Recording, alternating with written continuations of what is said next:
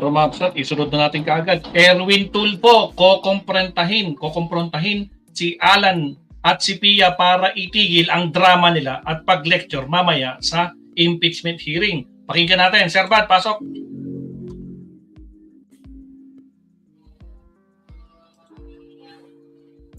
Buenos días, buenas tardes. Bilisan natin to. Pasok, Sir Pat. Again, sa mga bagong pasok, huwag kalimutang mag-like and subscribe. Here we go. Dias, damas e caballeros, happy lunch everyone. Happy lunch. Hindi na ito makaintay mamaya after sa lunch nyo. Dahil na ito another World War III scenario in the making. Diyan sa Senado, akala natin na we will only be watching yung gera nila sa mga debate nila.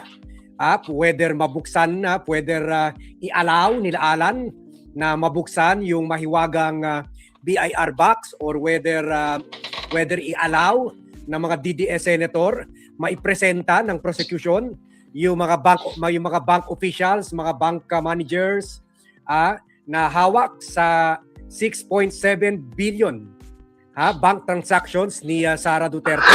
So today's debate will be hot. Magkakalaman na. Will be controversial and sensational. Although I think no matter gaano kaingay sila Alan, kung lahat ng mga majority senators ang present, ma-outvote pa rin sila ng mga ito. Agree. Talo pa rin sila Alan. Talo talaga. Mag-iingay talaga sila yan. Mag-iingay talaga sila yan. At delaying tactics. Una dyan, baka tutuluyan ng ikompronta nitong si Alan Peter Cayetano, itong si Melvin Matibag sa Tuesday, sa Tuesday. So bukas. Monday, Tuesday, mainit ang debate dyan sa Senate impeachment trial. Kaya possibly in anticipation of this, pati na yung Tuesday possible confrontation ni Alan at ni Melvin Matibag, yun, kukumprontahin na this is interesting to watch. Kukumprontahin na ni Erwin Tulfo itong si Alan Peter Cayetano at hihingi siya sa mga kasamahan niya na pigilan na. Lalo na si Senate Presiding Officer Chis Escudero na very liberal and understanding na pinagbibigyan lahat itong mga drama, pautot at mga iyakin blues. Hindi lang ni Alan Peter Cayetano, pati ni Pia Cayetano. Sabi ni Erwin, kukumprontahin ko na yan. At siguro, hindi sinabi niya si Alan. Pinapalabas niya, syempre si Alan. Pero hindi, pati si Pia. Kaya we can be sure na kung away niya si Pia, si Alan, magse-second demotion rin ito si Pia. Ganun naman ang dalawang magkapatid na yan. So this is, kumbaga, bago pala natin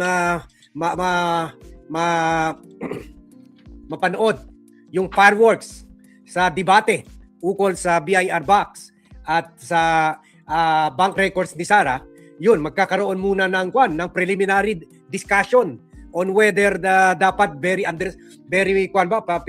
dapat pagbibigyan ba nitong very lenient ba dapat si Chis Escudero sa mga pautod, sa mga drama, sa mga paepal ni Alan Peter Cayetano, ni Robin Padilla, ni Amy Marcos, ni Bongo, o hindi.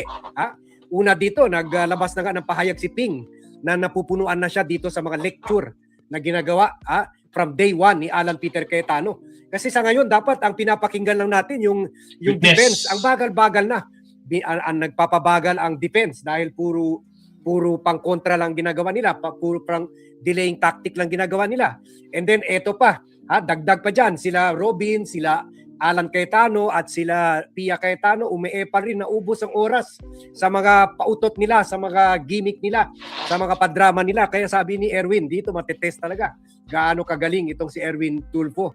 Dito makikita talaga natin saan ang galing ni Erwin Tulfo. Dahil lalabanan niya mamaya. Siguro, na pag-usapan rin nila ito, baka magsasalita rin sila Ping Lacson, sila Risa Ontiveros na inaaway parati ni Pia Cayetano at sila siguro si Bam Aquino at si Kiko Pangilinan. So gera to. Gera na nga yung diskusyon doon sa bank accounts at mahiwagang BIR box. Mas meron pa pala gera mauna doon at ito yung plano ni Erwin na kumprontahin na sa wakas itong si Alan Cayetano. So pakinggan natin itong pahayag niya sa interview. Hirap Naku na lang tayo kaya makasamahan ko sa Inquirer na si Fox First, si Christian Esguerra. Christian, di na kita nasabihan pero pahiram naman itong audio ng video mo dito sa interview mo. And congratulations na interview mo si Erwin Tulfo. Sana kung gumaling na yung BAT team, magagawa rin natin yan. Diretso na natin tawagan itong mga news sources. Pero ngayon, hiramin muna natin itong audio ni Christian sa Facebook ukol dito sa pahayag ni Erwin na kukumprontahin na niya si Alan Peter Cayetano mamaya. Pakinggan natin to. Sa Fox First. I will stand up and I will ask. Mamayang 2 o'clock, I will really, after the prayers, I will stand up and I will ask the presiding officer to give me 2 minutes. And I will tell the presiding officer na pwede po ba, Mr. Presiding Officer, gumawa tayo ng rules. Hindi yung tayo mga kasama natin na self-serving naman yung sinasabi nila.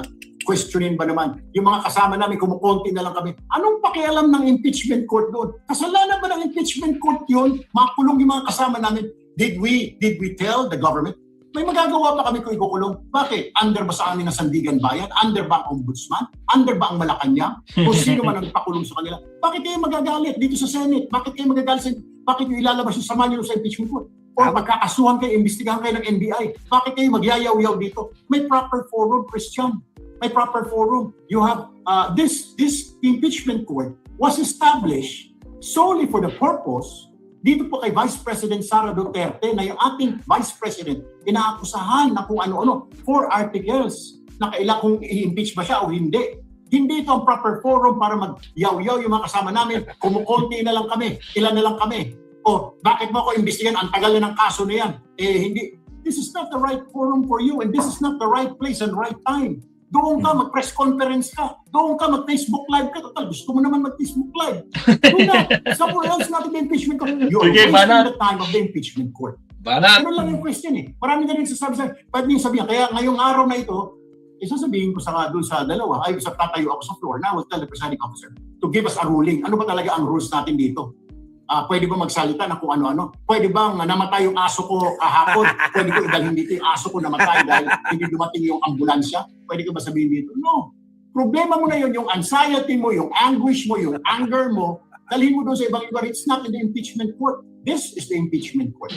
Mamayang 2 o'clock, I will really... Ulitin natin para ma-share nyo ito. Grabe, Para solid. At umabot ito sa inbox ni Alan Peter Cayetano. Banatan mo yung mga yan. So, panoorin natin ulit. Pakinggan natin ulit. And again, thank you to sa Fox First ni Christian Esguerra for this interview. Audio. Ulitin natin. Si Erwin Tulfo ang nagsasalita.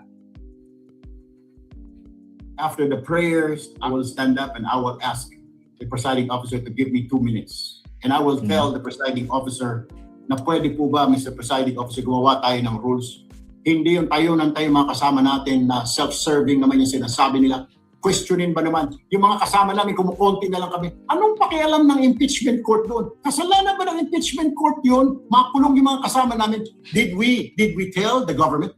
May magagawa pa kami kung ikukulong. Bakit? Under ba sa amin ng Sandigan Bayan? Under ba ang Ombudsman? Under ba ang Malacanang? Kung sino man ang nagpakulong sa kanila. Bakit kayo magagalit dito sa Senate? Bakit kayo magagalit? Bakit kayo ilalabas yung sama nyo sa impeachment court? Or pagkakasuhan kayo, imbestigahan kayo ng NBI? Bakit kayo magyayaw-yaw dito? May proper forum, Christian. May proper forum. You have, this impeachment court was established solely for the purpose dito po kay Vice President Sara Duterte na yung ating Vice President inaakusahan na kung ano-ano 4 articles na kailangan kung i-impeach ba siya o hindi. Hindi ito ang proper forum para mag-yaw-yaw yung mga kasama namin. Kumukonti na lang kami. Ilan na lang kami. O bakit mo ako imbestigan? Ang tagal na ng kaso na yan. Hindi. This is not the right forum for you and this is not the right place and right time. Doon ka, mag-press conference ka. Doon ka, mag-Facebook live ka. Total, gusto mo naman mag-Facebook live. Do that. Somewhere else natin the impeachment court. You are wasting the time of the impeachment court. Ganun lang yung question Marami na rin sasabi sa pwede niyo sabihin. Kaya ngayong araw na ito, sasabihin ko doon sa dalawa, ay tatayo ako sa floor, now I will tell the presiding officer to give us a ruling. Ano ba talaga ang rules natin dito? Pwede ba magsalita ng kung ano-ano? Pwede ba namatay yung aso ko kahapon? Pwede ko idalhin dito yung aso ko namatay dahil hindi dumating yung ambulansya? Pwede ko ba sabihin dito? No. Problema mo na yun, yung anxiety mo, yung anguish mo, yung anger mo, dalhin mo doon sa ibang iba. It's not in the impeachment court. This is the impeachment court. O, parang sinasabi din niya na nahihibang na si Alan Peter Cayetano, yung anger, yung anguish, yung anxiety, binubuhos. Tayo ang kawawa, binabayaran natin, milyon-milyon ginagastusan natin sa mga trial na yan, sa mga hearing na yan. Pagkatapos ang marinig lang natin yung mga ranting ni Alan Peter Cayetano, ni mga ranting tungkol sa, gusto rin naman natin tuloy-tuloy investigasyon sa flood control, sa lahat.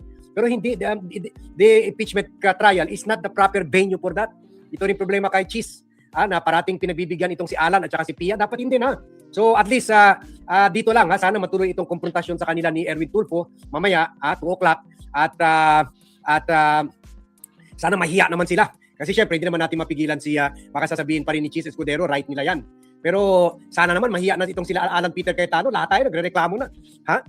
Nakakuan na tayo, naka 2 weeks na tayo. Ilang witness pa lang ba? Dadalawang witness pa lang, naka 2 weeks na. Wala na nangyayari. Wala nang pag-asa dito sa kwan ito. Abot ata tayo ng 1.5 taon dito, partly dahil sa pangharang. Well, understandable yung pangharang ng mga lawyer, pero kahit yun rin nga, pinagsabihan na sila ng prosecution team. Pinawasan na nga ng prosecution team yung mga witnesses nila para lang mapatuloy yung pabilisan yung pag-usad ng impeachment trial. At sinabihan sila na huwag na kayo masyadong oppose. Question ng question. Pero hindi lang sila nag-question ng question . Pag question nila, pag mayroon sila manifestation ang defense, dadagdag ni Alan, dadagdag ni Pia, sabay lecture sa mga kasamahan. Sila na nagsasalita. Sila na nakikita natin nagsasalita. Tahimik at sila Ping Lacson . Tahimik nga. Mostly sila Pia, sila Risa Ontiveros at si Kiko Pangilinan, although paminsan-minsan pinapatulan sila ni Kiko Pangilinan. Pero from day one, wala na tayong narinig kundi boses ni Alan Cayetano at Pia Cayetano. Kaya it is about time. Defense lawyer yun. As we start the 3rd week, dapat i-zipper na yung mga bunganga ni Alan. Anyway, magaling naman siya sa online selling. Doon na lang niya ilabas lahat ng galit niya. So hanggang dito lang tayo kasi meron pa tayo, abangan pa natin, ipaghandaan pa natin pati yung BAT team yung pagla-live ng hearing mamaya. Okay? So thank you very much. Salamat, Sir Bat. Thank you very much for joining me in this vlog. Good happy lunch to all and see you at 2 p.m. live tayo. Mucho mas gracias a todos and thank you for joining me in this vlog. Salamat, Sir Bad. Alright, tuloy natin to. Punta natin si attorney kagad, mga kapsat. Si attorney Rene Bueno, mga kapsat. Countdown na tayo in 30 seconds.